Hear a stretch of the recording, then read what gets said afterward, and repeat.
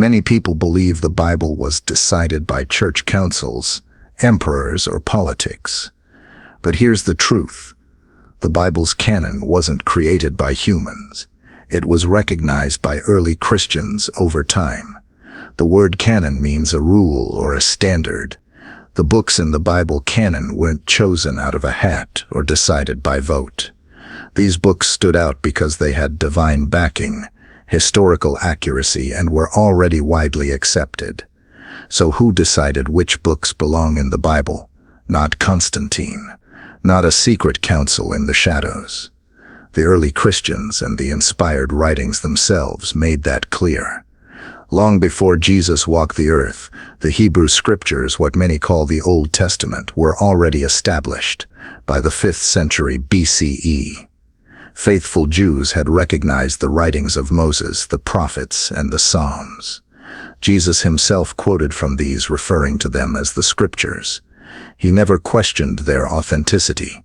So when early Christians referred to the Scriptures, they meant these same books, the ones we now find in the Hebrew canon.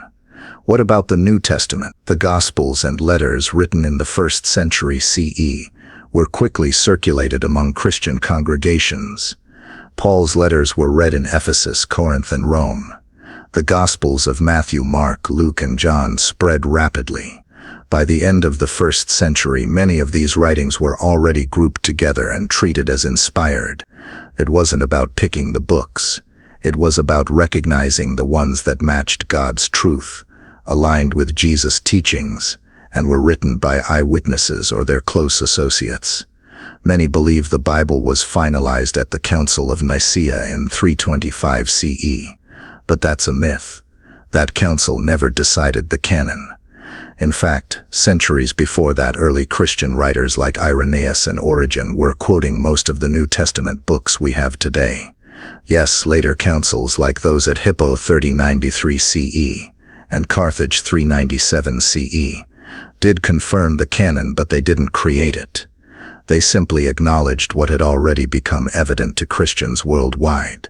So why does all this matter? Because it shows the Bible's canon wasn't the product of human politics or religious control. It was guided by divine providence. These books were preserved, copied, read, and believed because they were true, because they inspired real faith, change, and hope. So next time someone tells you that the Bible was edited by emperors, you'll know the truth is far older and far more powerful.